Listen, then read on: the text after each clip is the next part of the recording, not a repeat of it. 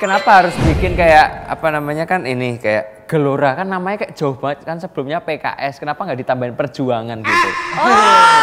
PKS perjuangan. Partai tandingan jadinya ya. Iya.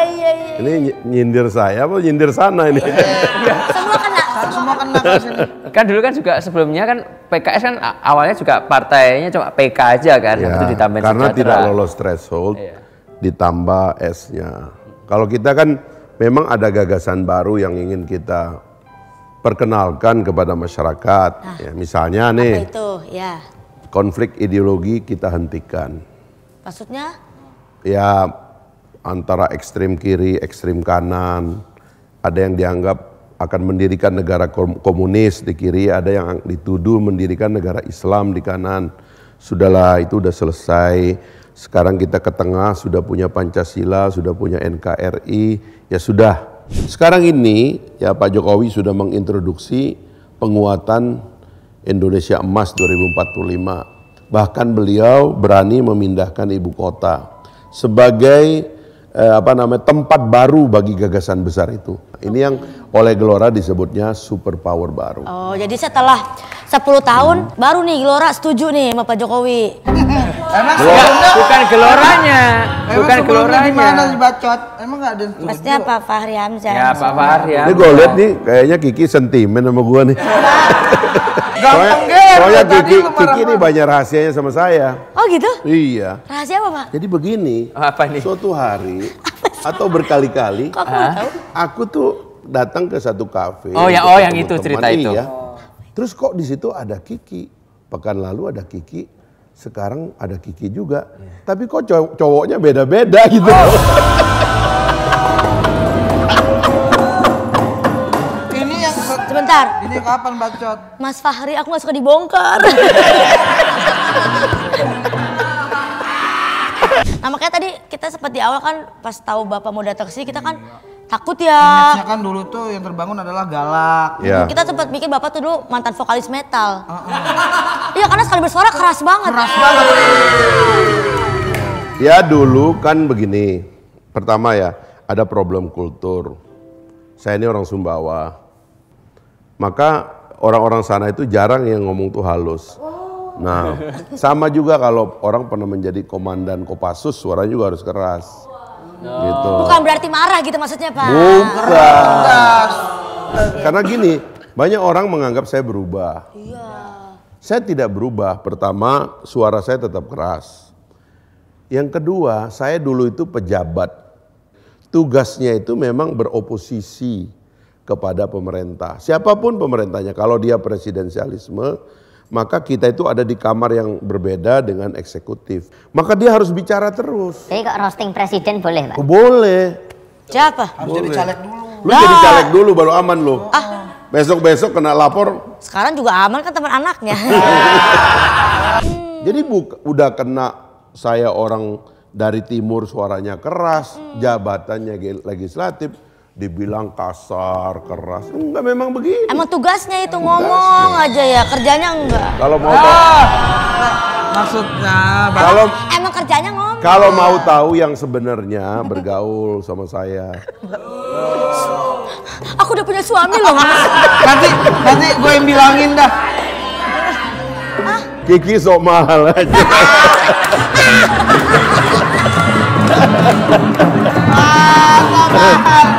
Dulu ini kan kayaknya Pak Fahri pernah ngomongin tentang pembubaran apa namanya KPK. Sampai sekarang masih sama atau enggak, Pak? Kan sudah saya usulkan perubahan undang-undangnya. Karena saya mengusulkan perubahan, maka saya menganggap ini ada perbaikan sistemnya. Dulu itu KPK tuh nggak mau dikontrol, nggak boleh dikritik, ya kan? Nggak ada orang ngeritik, media juga nggak boleh ngeritik. Nah saya merasa saya anggota dewan, saya punya kekebalan ya saya kritik, gitu loh. Bahkan untuk menunjukin ke orang bahwa ini adalah lembaga negara biasa yang makan gaji dari rakyat, yang hidup dari APBN, maka nggak boleh sakral. Lembaga negara nggak boleh ada yang sakral. KPK itu pernah pergi, satu rombongan pergi nangkep anggota dan auditor BPK. Wah itu dalam rangka itu tadi ada masalah di KPK yang ditemukan oleh BPK. KPK-nya Malah mengaudit. Bukan ngaudit, nangkep. Akhirnya trauma di sana, takut melapor ke kita sebagai anggota dewan. Kalau kayak begini nih nggak bisa kerja kita. Setiap mau ada penemuan bahwa di KPK sendiri ada masalah, penyalahgunaan aset sita, penyalahgunaan prosedur penggajian pegawai dan sebagainya, nggak bisa diungkapkan karena dia menciptakan kondisi supaya semua orang harus percayanya kepada KPK dan nggak percaya lembaga lain. Menurut Bang Fahri yang kira-kira cocok untuk mengawasi, karena ini sepertinya saling tidak percaya akhirnya kan. Kalau bisa KPK diawasi DPR, kita juga nggak percaya amat sama DPR. Makanya dalam negara demokrasi, kekuatan besar diberikan kepada yang dipilih oleh rakyat. Kenapa sistem kita namanya presidensialisme? Karena kekuatan pertama yang diberikan rakyat presiden. Kuat banget presiden.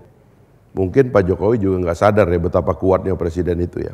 Kita sadar sih Pak. Kita sadar kuatnya Pak Jokowi karena anaknya bisa jadi ketum 2 hari kan. Kalau dulu kan memang ya tadi Bang Fahri bilang punya posisi mengeluarkan beberapa statement untuk mengawasi juga jalannya pemerintahan termasuk Pak Presiden. Nah kalau sekarang setelah ada Gelora, apakah karena Pak Prabowo-nya jadi akhirnya satu suara dengan Pak Jokowi atau bagaimana? Pertama, kalau partai kan belum punya portofolio dalam pemerintah. Jadi ini bisa dibilang startup company. Dia belum IPO. Kalau kita belum IPO itu kayak startup company itu ya eksperimennya itu bisa lebih bebas. Dalam proses itu kita menemukan gagasan rekonsiliasi. Pentingnya Pak Prabowo dan Pak Jokowi bersatu.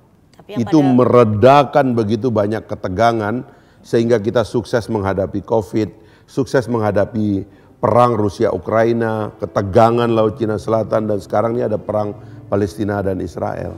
Tapi jadi nggak ada oposisi nggak sih Pak? Nah itu tadi yang saya bilang, legislatifnya harus diberikan kebebasan untuk bicara. Supaya jadi legislatif yang jadi berjuang. Meskipun ketua partai kita itu ada di dalam kabinet, legislatif harus tetap independen.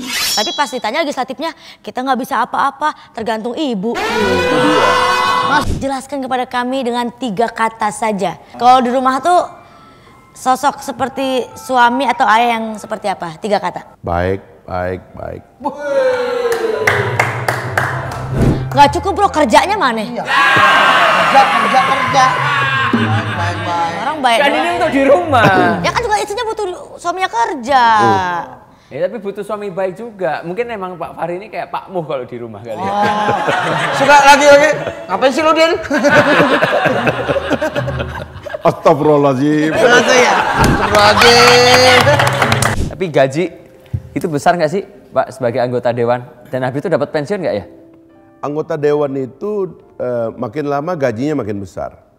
Dan bahkan sekarang ini ada dana konstituensi yang juga makin besar. Di zaman saya dulu kita mengatur regulasi tentang dana konstituensi supaya anggota dewan tuh nggak boleh dia menjadi caluknya eksekutif. Karena dia adalah kamar yang independen. Anggota legislatif itu kalau ngasih, sekarang nih kebanyak tren nih saya dengar nih ya. Dia nyumbang ke rakyat tapi uangnya dari eksekutif. Atau kadang-kadang malah dari BUMN, dari CSR. Akibatnya sebenarnya dia utang budi kepada pihak yang harusnya dia awasi. Nah itu besar Mas. Artinya anggota dewan itu cukup hidup terhormat lah, nggak perlu korupsi, nggak perlu mencuri. Harusnya. Harus. Tapi karena utang budi tadi. Nah ada sistem lain. Nah, ini juga Mas Kaisang sebagai ketum nanti perlu memikirkan ini, yaitu bahwa partai politik kadang-kadang secara sadar menyuruh pejabat publik cari uang. Itu harus kita hentikan. Dengan cara dimodalin dulu. Bukan. Maksudnya itu partai politik itu mata-mata anggarannya dan biayanya itu harusnya independen dari ada atau tidak adanya itu pejabat publik dalam partai itu. Ini jawab sekirat-kiratnya nih Bang. Ada, Pak. Oke, siap. Ternyata Pak Fahri takut dengan Allah. Next. Apa rahasia Pak Fahri yang istrinya belum tahu? Nah, Istri saya tidak tahu bahwa kalau dia sedih, langit bisa mendung. Mendung tanpa udan. bara-bara kali istrinya. Di rumah siapa yang lebih galak? Enggak, kedua-duanya. Oh, nggak ada yang galak.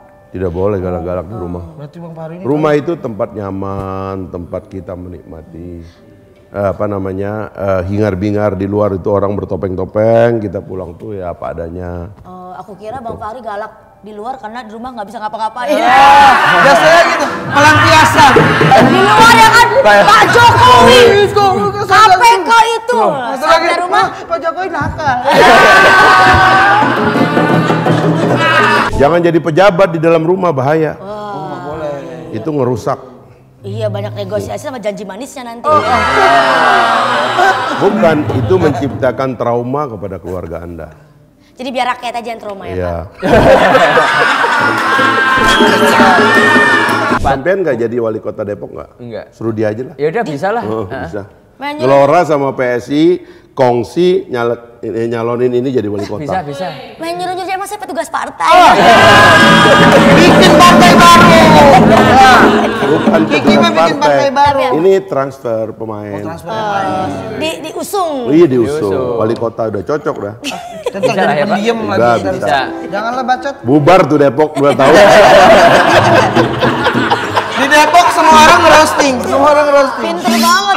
Depok itu kan kekuasaannya PKS. Oh benar. Beliau nggak bisa, gue ditumbalin sih. Depok kota pelajar bukan kota main-main. Banyak mahasiswa, orang-orang serius. Saya Cocok Kiki. Saya kira kota penyanyi. Wali kota nyanyi di lampu merah. Hati-hati di jalanan, jangan ugal-ugalan. Lampu merahnya maju lagi ya. Iya, tapi itu juga sebenarnya wali kota pilihannya Bang Fahri juga. Dah kita umumkan ya, Astagfirullahaladzim. Bapak Ibu sekalian, warga Depok yang berbahagia, Ketua Umum sama Wakil Ketua Umum bersepakat tahun 2024 bulan November kami mencalonkan Kiki sebagai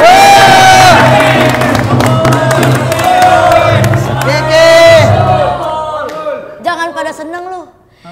Gelora gabung PSI, nggak ada 1%-nya PKS.